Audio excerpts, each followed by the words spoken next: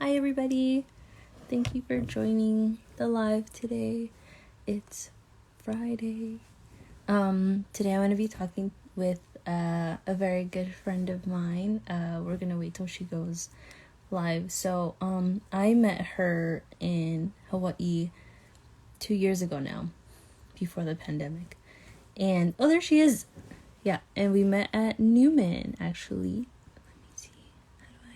How did I forget to do this? I always do this. Oh, there she goes. Just gonna wait. So I met her at Newman, and Newman is this church at H. Hi, Gosia. How are you? Good. It's so So great to see you. oh, so good to see you. I was just talking about when we met, and it was at Newman, right? Was it 2 years ago now? Oh gosh, yeah. That's Yeah, I do believe it was 2 years ago. Yeah, oh gosh, time flies. But yeah, about 2 years ago, after church at Newman, we met and chatted, and I'm definitely feel so honored and lucky to have met you there and still be friends and stay in contact today. So yeah, I know. it's been great. Yeah, and then I just remember thinking how I mean you're still really cool, but I was like, she's so cool. I have to be her friend. I just have to be. Oh, I feel so honored because that's why I thought about you. You always, oh, Brenda's the best guy. So if you don't know Brenda, you should because she's awesome. You're out. And then, oh, I think your friend joined. I met her when we did the art night, Nikki. Yeah. Hi, Nikki. Yeah. So we can just wait a few minutes for a few more people to join. But yeah, so I met you at Newman, and then we just like started hanging out a lot, and you were teaching there, right? You were teaching bio. Yeah, bio and eighth grade science. So I know it's been so long. I don't feel like it's been 2 years. And then right before you joined, I was like, I think we met 2 years ago. I just know it was like pre-pandemic. yeah, yeah, for sure. And it's so crazy to think about how the pandemic, it's been a whole year already. Mhm. So I think that really skews, 'cause I feel like not much has happened. Yeah. For at least for me this year. I mean, like many things have happened this year, but not as much as usual. So definitely, I feel like feels like this year went in a blank, thankfully. But yeah, so it's crazy how time flies, and I definitely miss our adventures. I miss it too. But yeah, so I think we can get started now if you're okay with it. So, hello everybody again. Thank you for joining. Today my guest is my beautiful friend, Gosia Waz, right? Okay. If not, you can correct me. Yeah, and so she is a teacher and she is also an artist. And today everybody's gonna get to know her a little bit more. So thank you so much for being here, Gosia. Thanks. I feel so honored to be here on your artist talk show. It's so fun watching these. So I'm happy to be a part of it. I'm honored. Yes, thank you again. And so we can just get started. So, talk to me a little bit about where you're from. Yeah, so my family and I moved from Poland. I actually see my cousin came in Shasha, um, and we've moved to Chicago, and then we moved out to some of the suburbs outside of Chicago, and that's where I grew up, and that's in Crystal Lake, Illinois, and that's actually where I am right now. I'm in my yellow gallery, which is my childhood bedroom with my paintings hung up. So I'm really excited to give you guys a tour. I think this is the second tour of the Yellow Gallery ever, so you guys are very lucky. Yeah, you're gonna see some awesome stuff. And so, what inspired you to create art, Gosha?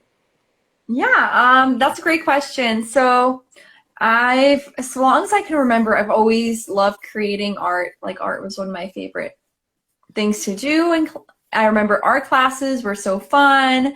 We had after school art activities sometimes called Young Rembrandts. But even before that, I remember my mom and my dad would draw, and I was always so excited, and I always wanted them to draw me more things. And Mhm. my dad would draw cars, and I was just like so amazed that he was drawing these shapes that were actually real things, not just like scribbles as one does draw when they're a small child, when they're like 4 or 5. And then my mom would like draw horses, and it was just, I don't know, I just loved seeing the process of them creating this art, and I just loved it, and I've kept loving it since then. And definitely some gaps in time where I'm not making art as much as I'd like to, but it's definitely been a lifelong thing that I've enjoyed. Yeah, thank you for sharing that. And so, I consider you an artist, but I know you're also an educator. So when you, I still want to say that you're pursuing it as a career because I always tell you that you should sell your work because it would make so much money. Did you receive support from your family and your friends in the pursuit of making art? I think that I definitely got a lot of support from my friends, especially my friends who were also artists and also loved creating Mhm. pieces of art. And for that, I'm so thankful. My parents, I think, supported me in the sense that they weren't against me creating art, and they weren't against me um, minoring in art. And when I majored in art for a little bit, they were kind of like, confused or like, what can you do with art? Like, that doesn't make sense. And but it hasn't been where something where I really see them encouraging me to do it. So it's kind of like, oh, okay, that's kind of like your thing, and like we support you, but that's not the same thing as like, I don't know, like trying to be a part of it or Yeah. actively encouraging it as I would say that they kind of did with my academics. So Mhm. Yeah. mhm.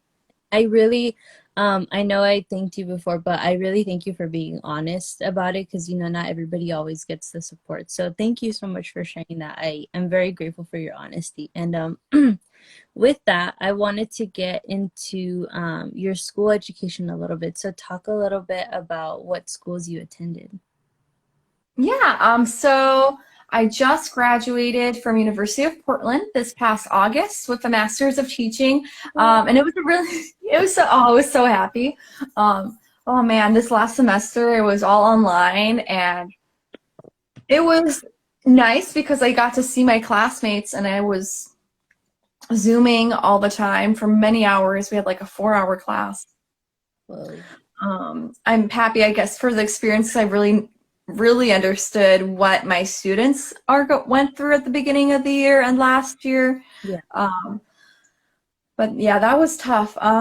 And through that program, that's actually why I was in Honolulu, because through this teaching program, they matched us up with schools, with Catholic schools specifically, that needed teachers. And I studied biology in undergrad, and so they're like, oh, they need a biology teacher in Honolulu. Are you down? And yeah, I was down. Like, of course, I love to. I've never been to Honolulu before. I stepped foot there to move there, so that was a really cool experience. And it's a beautiful place and culture, and like school was just fantastic. So I definitely hope to return in some capacity in the near future. Yeah. Um, yeah. And in undergrad, I studied, I ended up finishing with a major in biology and a minor in studio art through St. Norbert College. I think I actually saw my friend Jamie. She joined in. Hi, Jamie. And we did a cross country and track there together. And that was a lot of fun. And yeah, it was a small Catholic school just outside of Green Bay in Wisconsin. And my first year, I think I flip-flopped between majoring in biology, then majoring in graphic design, and then doing like a short internship in graphic design, and realizing, no, I can't do this. This is not for me, just working with clients. I was like, this is difficult. Yeah. And the switching back to I'm trying to double major in biology and studio art instead of graphic design, and eventually realizing and figuring out I could graduate a bit earlier, a semester earlier, to save some money if I switched to um, biology major and then studio art minor. And I had a lot of theology classes, and I was kind of asking my theology professors if they could tack on a minor, but Yeah. they wanted me to take some more classes, and I was out. So, um, but yeah, no, it was a really cool experience, and I loved all my professors, all my art professors, all my biology professors. My one professor I had a hard time with, I think, was my education professor, which was funny. Yeah. But that just made me want to pursue education in a different place, and through grad school. So from Yeah. that experience, so it worked out. So it was, yeah. I think I answered your question. Yeah. Yeah, no, you did. You did. And I was gonna say, with that, can you talk a little bit about your experience and opportunities you had while you were in school? And I know that one of them was going to teach in Hawaii. So if you can share a few more, that would be wonderful. Yeah. So near the end of my academic career, I think it was my junior year. Yes, my January of my junior year, I was able to go on a study abroad, like research trip with my biology professors in Panama. And that was an amazing experience because I'd never been to South America before. And I was able to do some more hands-on research, which was great, which made me think, well, maybe I can go into um, a research path through biology. We looked at coral reefs and how they're degrading, and we collected spiders in the rainforest, and collected zooplankton, which I ended up doing like a full-length research project afterwards. Uh-huh. Like presented my research. It was so cool. And so that summer I was like, you know what? Maybe I can go get a doctorate in biology. Like, let's go. This is awesome. And then that summer, I worked in the field in Utah, which was very cool. That was with the Forest Service and another Utah State University. And I loved my roommates. I loved my coworkers. I loved the actual work part, but it was very isolating because we were in the middle of nowhere, Utah. Actually, one of my students from Honolulu actually lived there for a while, so that was really cool. But it was very isolating, and I was like, I really need to do something social. I should go back to thinking about teaching because this is enough. Like short term, it was fun, but I was like, long term, man, it's hard. It's hard being a biologist and doing field biology. So I definitely am so impressed by those who do it. Art-wise, I also had lots of really fun opportunities. I was able to be part of a student studio, which was really cool. So students, we would apply to be part of the studio, and essentially you'd have a semester where you had a specific art space where you could work on your own personal project. And I focused my project to be something along the lines of environmentalism and plastic waste.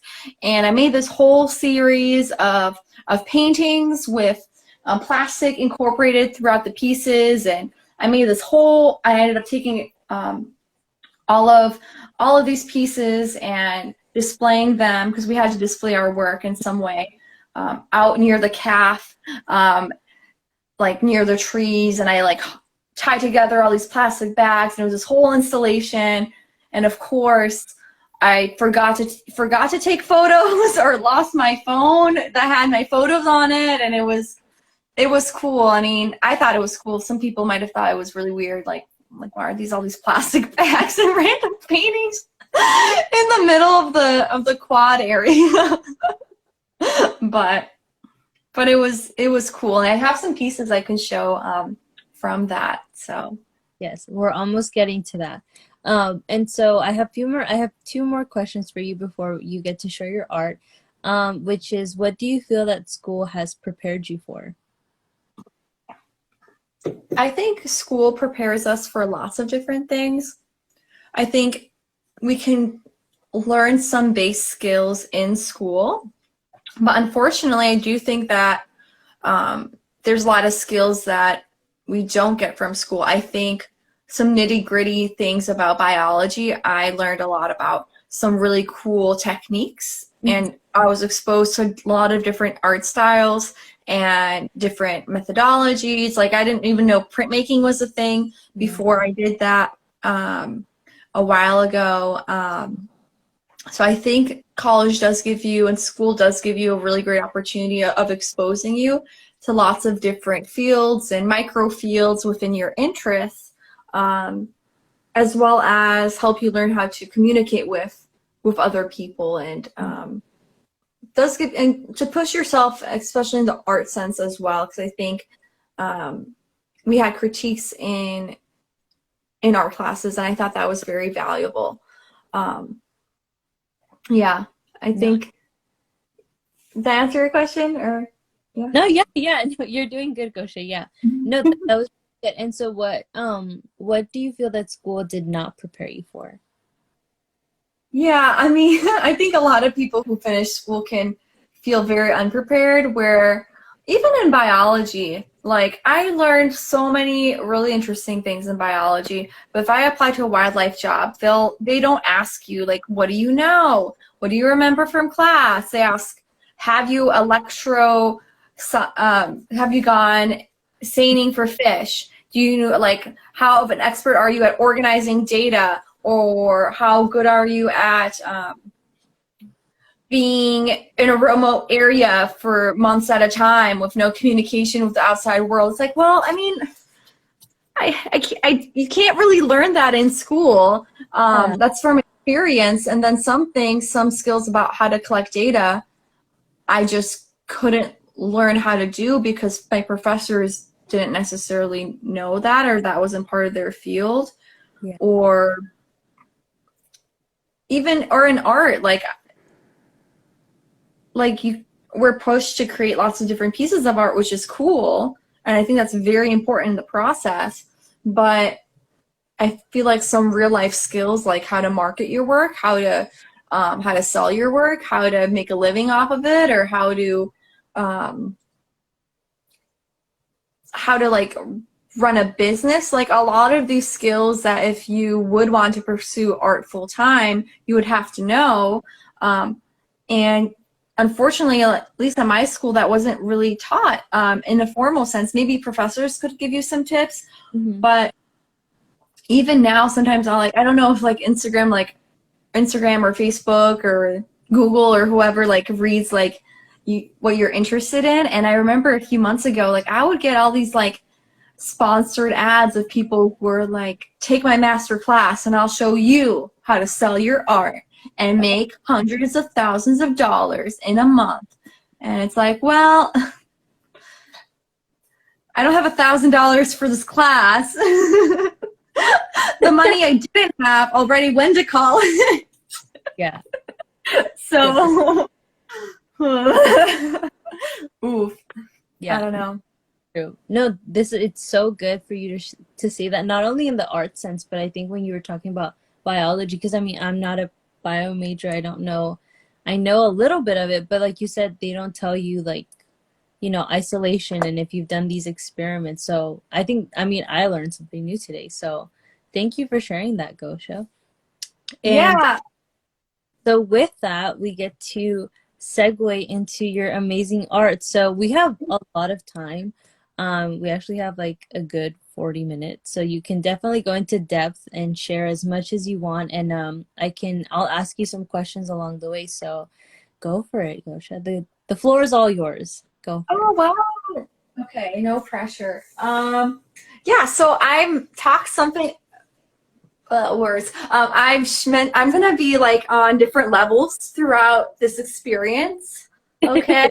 Um, we're gonna start off with the west wing of the gallery, and I'll show you guys a piece I made part of that plastic series. I'm a huge environmentalist, and I haven't used. I think I gave up single-use plastics, and then a few lengths ago, and then so they're probably like 3-ish years ago when I was an undergrad, probably 4 actually. Wow, oof, time flies.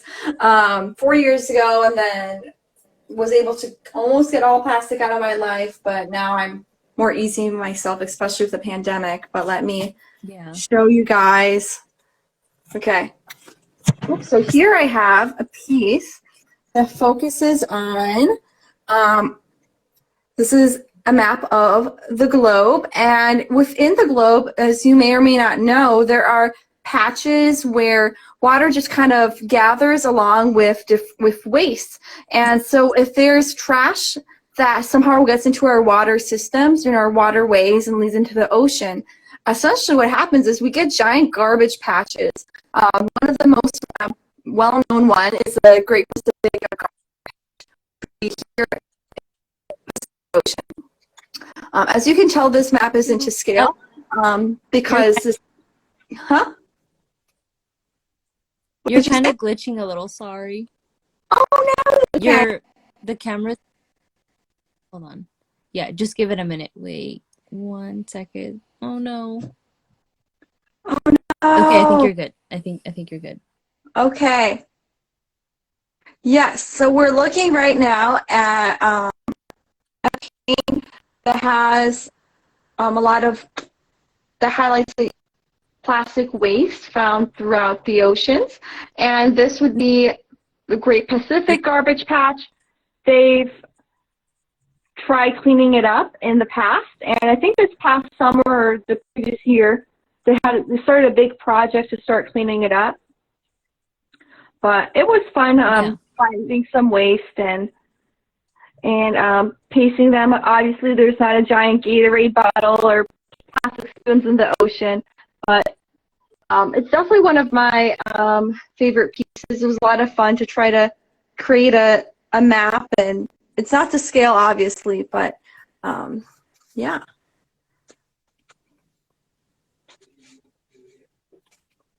All right.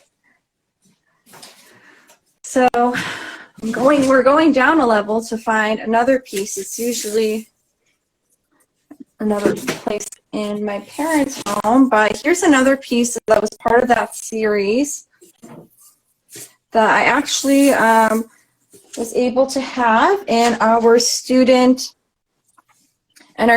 show. 1 second, I need to put this down. In our student show when I was an undergrad.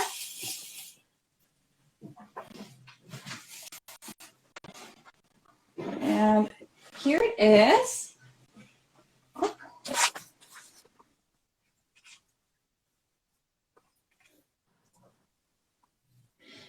Yeah, so this piece, It's kind of what no. was that, Brenda? Oh, it's kind of glitchy. I can't see it that well. Oh But no. if you hold it still, maybe it'll get a little bit better. Cause you showed me this piece before we started, and it's really nice, and I hope people can see it. If everyone can see it, just let us know. Because I see it a little pixelated. I don't really see it that well. Oh no. But Did I change my internet? oh, I don't know. I know. But you were fine too, and then when you stood up, it started glitching around. Can you hear Oh me? no. Hello? Oh no. Hi, I can hear you. Can you hear me? I can Hello? hear you, but it's just the image. Yeah, I can hear you. The image is just a little it's just a little blurry. But oh, Okay, let me if you give it a try something.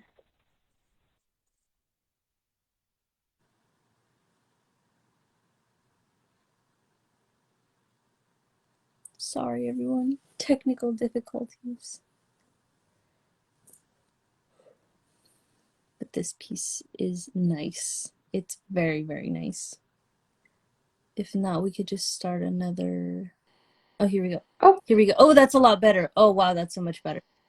okay, good. Okay, I switched internet, but looks like I disconnected from the Wi-Fi, but it looks like I left for a little bit. But this is the piece. Hopefully people can see it now. Yes. Oh, it's so nice. Good. It just went like super clear, super fast. So this is great. Oh my gosh. It's so pretty. So I'll come in a little bit closer. You might be able to see some more details. So this was a really fun piece to make. I like to think of it almost like kind of symbolic. So I have, it's acrylic Mhm. with some India ink drawn on top of it, with lots of different layers. And eventually I had some kind of darker paint dripping down on this piece. And I like to think of this as almost as if plastic waste or consumerism, if you will, just really silencing so many people and hurting our world. And I like to kind of think of this piece as almost, I don't want to say like Mother Nature or anything like that, or but I don't know. I think about it in that context sometimes about how the use of different objects can really impact the world around us, whether that's human rights issues, across the planet people aren't treated very well while creating a lot of the goods that we use, to also the damage it does cause to our environment. It's definitely a very layered issue and that I'm passionate about. Yeah. So how long did this take to complete, Gosha? Oh, this took a while. So the base of this painting I started when I was in high school, and I never actually finished it. And then in college, so then like 2 or 3 years later, I actually went over it again and almost like recycled the painting, the canvas almost. And from there, it probably took me at least 3 weeks with Mhm. just layers and drawing and with concept and stuff like that. So it took a while. It took a while. Nice. Nice. I was about to ask if the plastic bag is supposed to be there, but then you talked about it and I was like, okay, it's definitely put there for a reason. But it's so Yeah. no, it's Thank you. mm-hmm. Alrighty. So when I was in undergrad, I took a lot of painting courses. Well, two. So that's, I guess, not that many, but it was a lot for me. So yeah.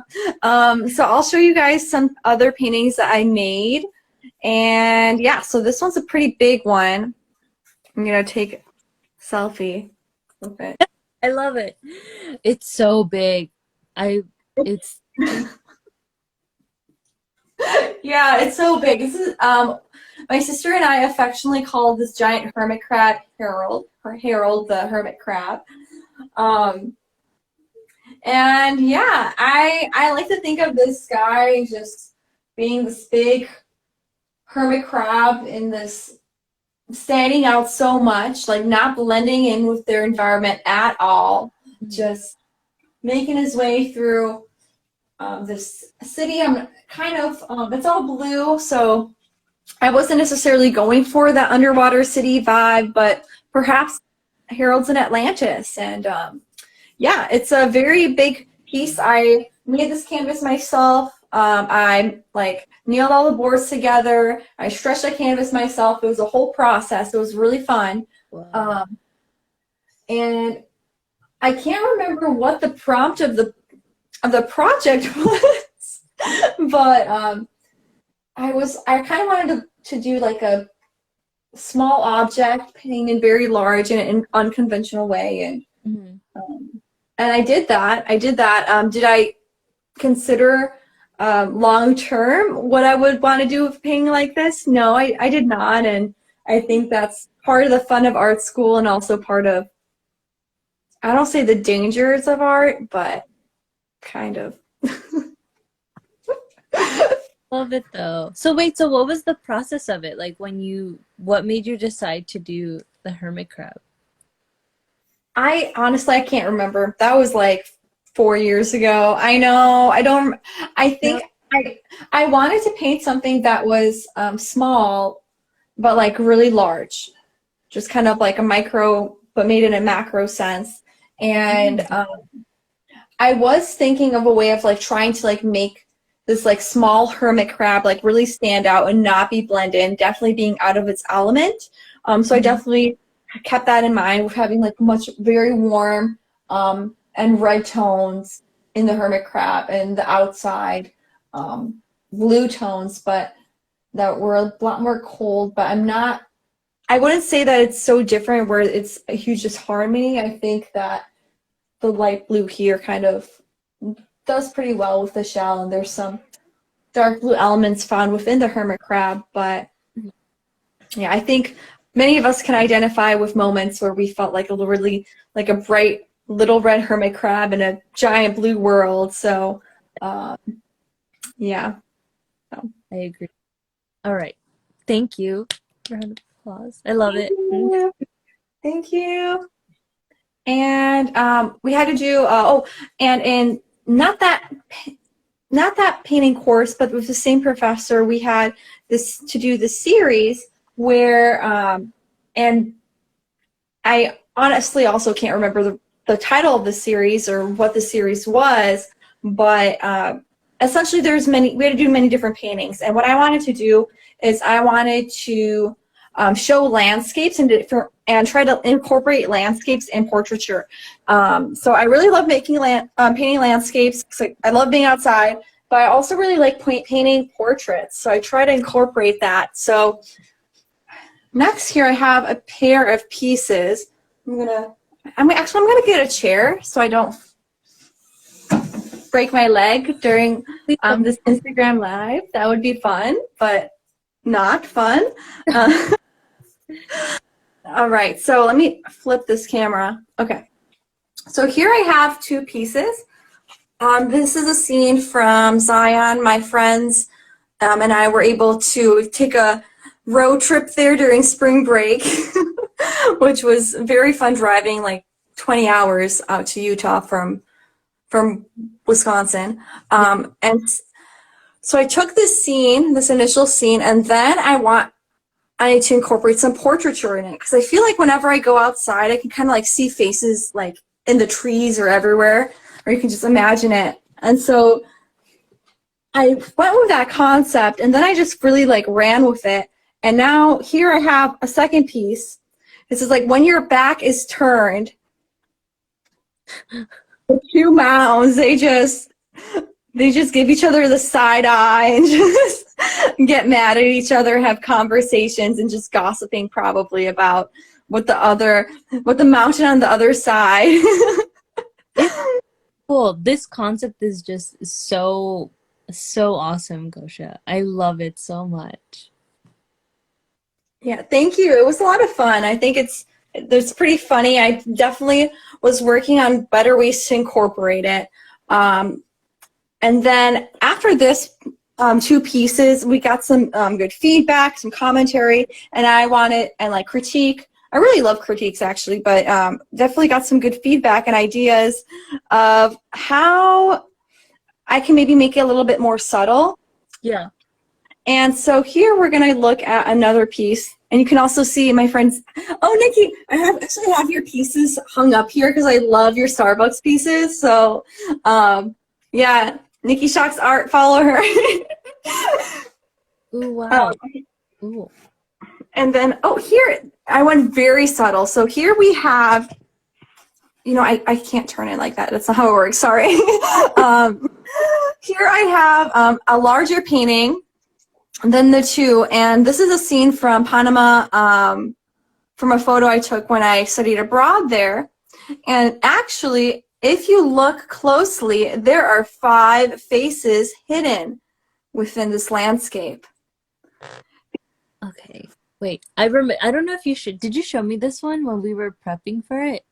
I did, but you see, because you're not seeing it in person, I'll point out the faces for you. So I'm gonna get a little bit closer. Don't. I want to see if I can see a few. I remember seeing like 2. Um, I feel like I can just like go in and touch it, but I can't. I think I see one. Okay, yeah, there it is. I was like, wait, hair face. This is a series. Okay, yeah, you can point a few out if you want, because I'm pretty sure. Yeah, I just with the lighting. I wonder if I could put if I put flash on. Also, guys, always remember to evenly varnish your paintings because otherwise, your secret faces might be harder to see. Oh, Um, and I don't know if I can put a flash on, but I oh, think just the lighting in here makes it a little bit difficult for you to find them yourself. So there's one. I think this. Really like how subtle this face turned yeah. out. So how long did this take while you point out the faces? It took a while, so I think I also stretched out this canvas and made it. So here's another one. So the process of stretching out a canvas Oh, I see. uh, and building the frame also is pretty long, and then just getting gesso and making a few layers of gesso before you get a base layer down. It's a pretty long process. So here's another Oh, face. so subtle. Wow. I think there's one here too, but I think because of the lighting, you really can't see, but you can see the eyebrow, I think. You can see one Yeah, brow. I see the eyebrow. Cool. Yeah. But this definitely took a few weeks to do, but I like paint very quickly.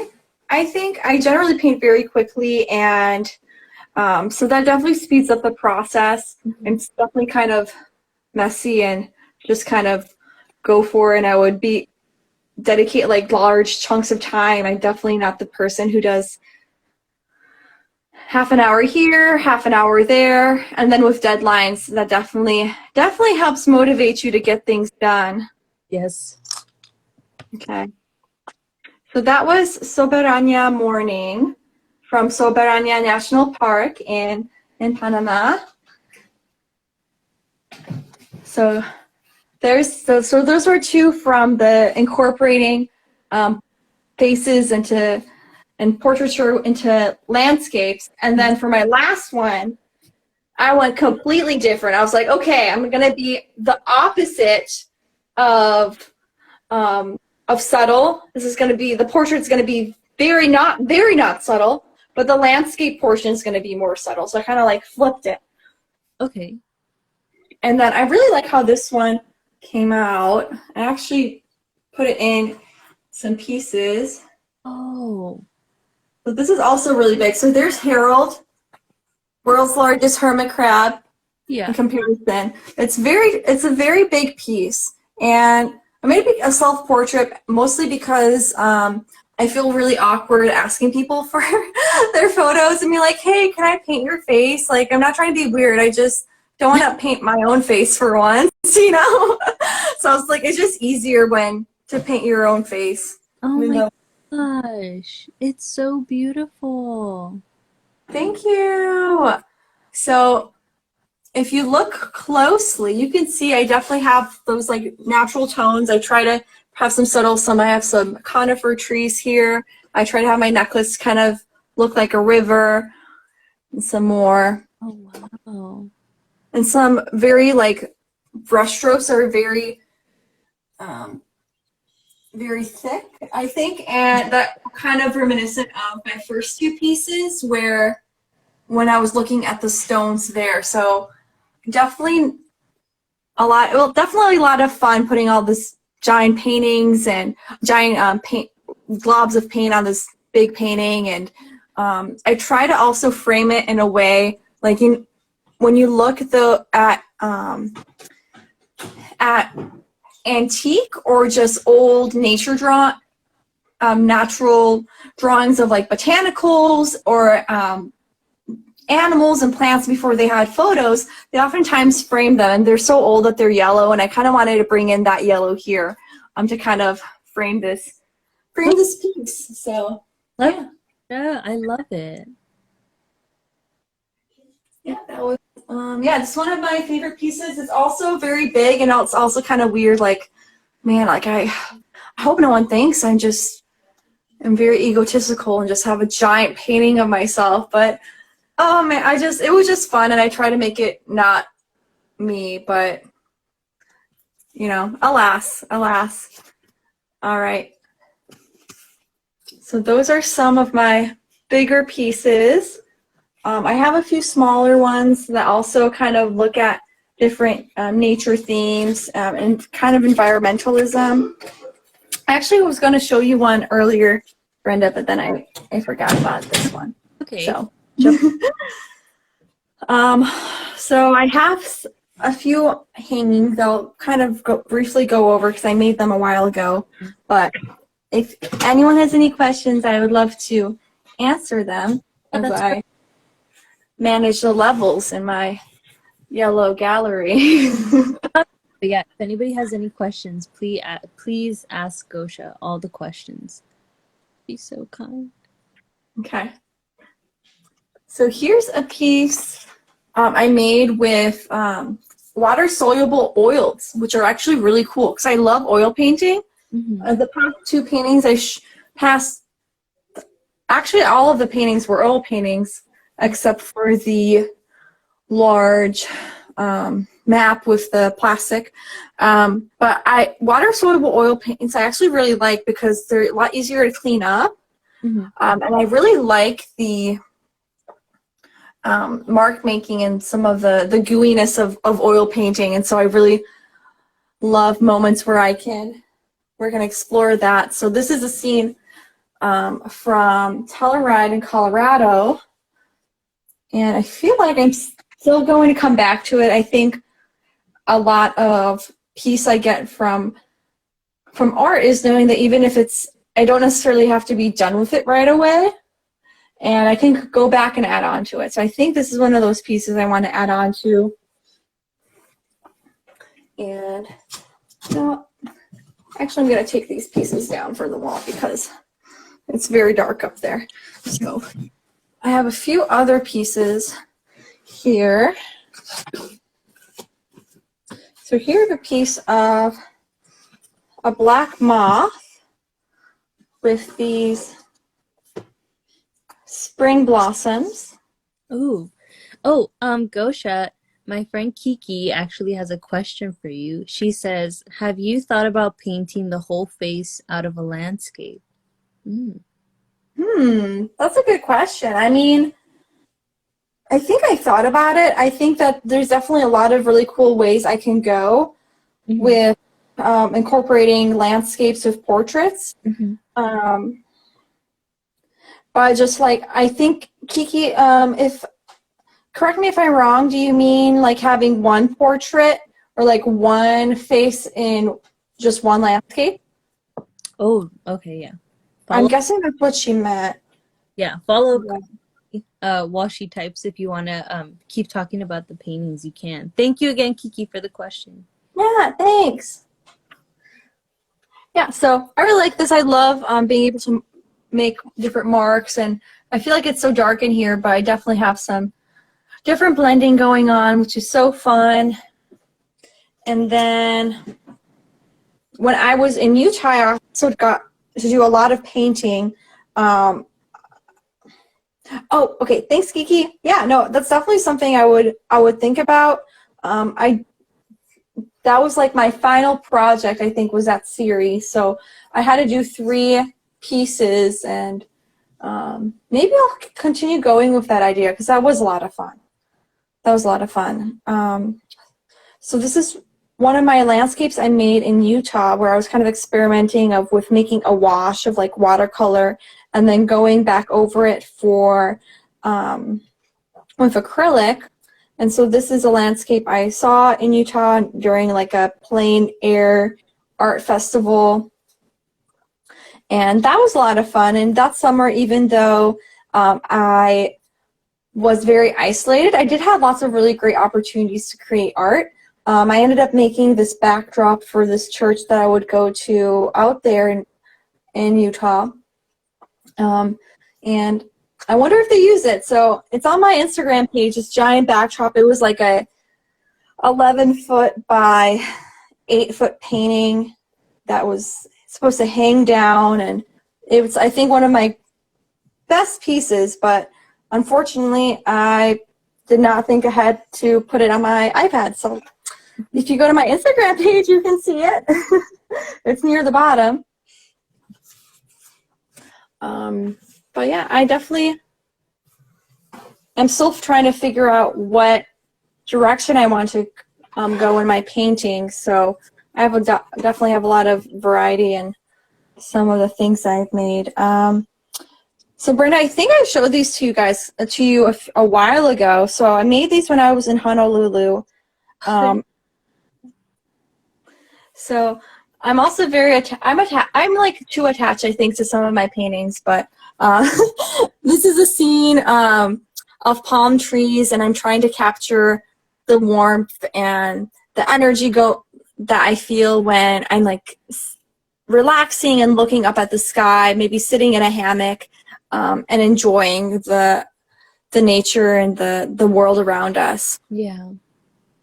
So I really like this experience of painting it and of living those feelings, as well as Cocoa Head, where I have here a painting of Cocoa Head. I was very lucky to climb this this mile-long high mountain hill back in the day, and I just had to honor her with a painting, and definitely have lots of great memories from that. Beautiful. And thank you. And I have some more paintings here, kind of going with the environmentalist trend. I think I want to come back to where I wanted to compare and contrast how plastic bags, such as here, look very similar to jellyfish, Wow. which is actually a very big issue with sea turtles and wildlife. They'll end up eating plastic bags instead of jellyfish. And I'm still working on how to make the plastic bags look more like plastic bags, but also more like jellyfish. So I think I'm taking a break from these pieces for now, but after finding them again, I'm like, oh, I want to finish that up. So Great. I didn't even notice that they were plastic bags until like later. I was like, wait, it kind of looks like a plastic bag with jellyfish. I think you're capturing it really well. I don't think you're giving yourself enough credit, Gosia. oh, thanks. I appreciate it. My like vision was like we're having like the thank you. You know how plastic bags have like thank you, thank you, thank you, thank you. Yeah. But then it ended up not looking how I envisioned it. So, but yeah, thank you for saying that. And yeah. Yeah. I was gonna say if you wanted to show the big painting with the plastic bags one last time, just because it got really glitchy in the beginning, and I really want people to see it because I think it's something that is just so cool. Oh, yeah, sure. Here it is again, and I can come in closer. Obviously, this Earth is not to scale. There's lots of really interesting things about map making and what's the center of the map and how do we visualize land. But the focus here was to visualize some of the plastic patches that we find within our oceans, specifically the Great Pacific garbage patch that's being cleaned up, I think, right now, or at least was within the past few years. I haven't been caught up with that recently, unfortunately. But yeah, this was a very interesting piece, and I really hope that those who were able to see it for a short moment can kind of think about not only like where our products come from and who makes them, but also where do they end up and who does that impact and what does it impact. Yeah. Thank you, Gosia. And we're almost out of time. I didn't even realize because I was very into your paintings. If you want to show a little bit of your, I don't know if you have the dictionary pieces with you. If you I do. Yeah, I wanted to show a few because I know my friend Kiki's watching it. I know she would love to look at those. She's already mind blown her emoji. Um, Yay. yeah, and then we can finish. I can finish asking you the questions, and if anybody has any, we can make sure we have time for at least one or two. Yeah, I'll show those, and I have those prints And I do have that Jesus one too, which I think is really fun. So, Yeah. all right. So I'll like quickly go past these. Wait, shoot, where did go? Where do they go? I'm sorry, guys. I'm like a mess sometimes, but you guys get to see some art as I figure this out. Okay. Yeah. So I'm surprised my cat hasn't come by here because I do have this fun print of a cat that I made in our green painting class. But, oh, all right, yeah. So I started a series with the full intention to continue it, and then life got in the way, where I took my mom's old dictionary when they moved to the States from the 80s, and I wanted to kind of, instead of just tossing it away, because I don't really need it for any reason, was to create paintings on them. So, because I do think that's one way to kind of reduce waste, but also make some pretty cool art. So here I have the first painting I made with that. So beautiful. And I actually did an art exchange with a few friends. And I actually have two paintings that I want to send to them from the series, which is one, my friend asked me to make her a landscape. So here's, I'm going to put it over here. So here I have a landscape of Hawaii. You were working on this when we were still in Oahu. I remember. Yeah. Yes, I was working on it, and I've meant to send it to Morgan a long time ago, and I've asked for her address like twice because I'm like, I'm gonna send it, but then I just get distracted or something because that's who I am, I suppose. And then here I have another painting I'm going to send to Maddie. She's not here, so that's okay. You guys can see, you can see it first. It's not on Instagram yet. Those two pieces. So my friend Maddie asked me to paint something that inspires me, and I think a lot that inspires me are those who have like bleeding hearts, who really love for those around them, and really show this.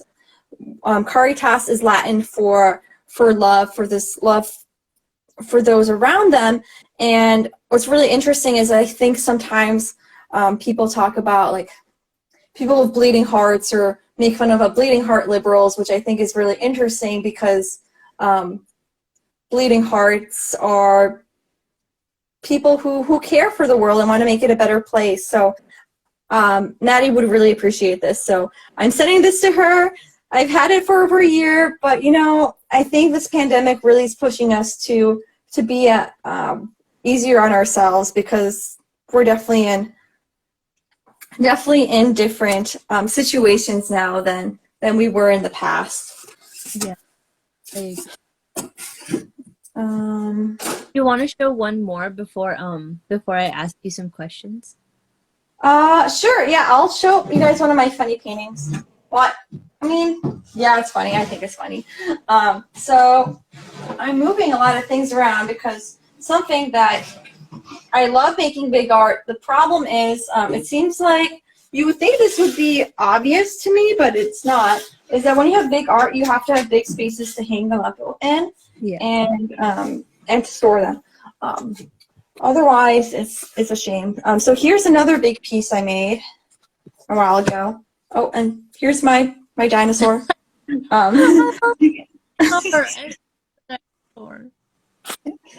So here I have the Last Supper, but made in a way to kind of capture the college experience as well. So here we have Jesus dining with us. Here's Mama Mary. And would you know that they're not eating your regular food? They're eating sushi. They're eating Caesar salad. One of the apostles is wearing Nike. Yes, I love it. We've got a phone on the table. Mm-hmm. We've got the classic pomegranates and grapes and gourds as in classic paintings, but we also have lovely cupcakes and rice. And it looks like our apostle who's wearing Adidas didn't finish clearing the table because we still have a bag of leftover ramen, it seems. So I love I love that piece. It's so cool. Just like the Nike right there and the phone. You know the phone the first time you showed me, so seeing it now I'm just like, oh my gosh, yes. Uh, Thank you so much for showing us all your beautiful work. I got very distracted and I should have kept better track of the time. That was totally my fault. But it's okay because I got to see some of your amazing work and so did everybody here. But I'm going to ask you a few more questions, and if anybody has any questions, they can ask you. How do you feel being a female artist? I think that being a female artist is something that's an experience that many people have. I remember when I was in undergrad, actually, most of my classmates were women. Most of my fellow art minors or art majors were women. So I definitely think that it's a field that's very saturated with women, which is interesting because when we go to galleries or when we go to or learn about art history, that doesn't necessarily seem the case. And it's also been frustrating sometimes, I think, that sometimes art can be reduced to being like an artsy, cutesy thing, or even like some great pieces of quilts and the culture of different craft making is almost seen less seriously. And I wonder sometimes, is it because women made it? And back in the day when women, and still today, don't necessarily have as much respect as men. And that's just been something that I chew on because I do see my role in today as an artist is much different than in the 50s, where you can even hear situations where husbands would pretend to be artists of paintings that their wives made. So yeah, so I think I'm definitely very empowered, but also conscious of the past. Yeah. No, thank you for that, Gosha. You answered that very, very beautifully. And then my second to last question is, how are you taking care of yourself physically and emotionally during this time? Yeah, that's a great question. I think giving myself more breaks is definitely something I'm doing. I think that because I do love art so much, sometimes they take it too seriously when it should be something that gives me joy and gives me peace, but sometimes it gives me stress because I have these unnecessary expectations or ideas of how I want my art to look like when it really, the art's gonna look like how it's supposed to be, whether that's what we think think it's going to look like or not. And um, creating boundaries between myself and work has been really important because as a teacher too, like you can never stop working. And I'm a human, I'm not a robot. You creating those boundaries and making sure not trying your best not to bring work home. And I've been taking a lot of salt baths and having lots of candles, just making my space much more peaceful has been helpful. I've gotten a cat, which has been also a lovely experience, especially since I'm in a new place. So that I have been for the past few years. So it's a lot of good things, but things that are easy to not prioritize because I think there's a lot of pressure to not rest, even though we live in such a crazy situation right now. Yeah. No, thank you for sharing that. It's very important and very truthful. And my last question to you is, do you have any advice you would like to give to artists and teachers as well, because you're also an educator? Yeah, I mean, educators, I think, don't be scared to be creative and like let students take control because I think that we can give them a lot more freedom than we do. And I think that's also, I think a lot of times when we give advice, this is advice we also tell ourselves. It's like, well, like I also probably could give my students a lot more freedom. Maybe not freedom to take off their masks, right? That's my line. But also with art, just being okay with making mistakes. And my art professor in college would say how important it is to make shitty art. And just make shitty art. It's fine. And I think use giving yourself the space to do that with like maybe using less precious materials so you can really experiment, really have fun, and not be too hard on yourself if it doesn't look nice or the composition isn't good or whatnot, because I think taking it less seriously definitely takes a lot of unnecessary pressure off of our shoulders, and that's something I need to remind myself. I think I also need to give myself a schedule and kind of more structure, because I haven't made art since there was a deadline for this athletes art series in Green Bay, which I actually have some pieces at, which so if you're in Green Bay you can see them, but there was a deadline and I remember staying up late and completing it and finishing up these paintings that I had in my head for months, but because there was no deadline I never made them. And I think creating like a schedule or structure and like forcing yourself to make art would probably be good for me. So maybe it'll be good for you too. Those are my tips. Thank you so much, Gosia.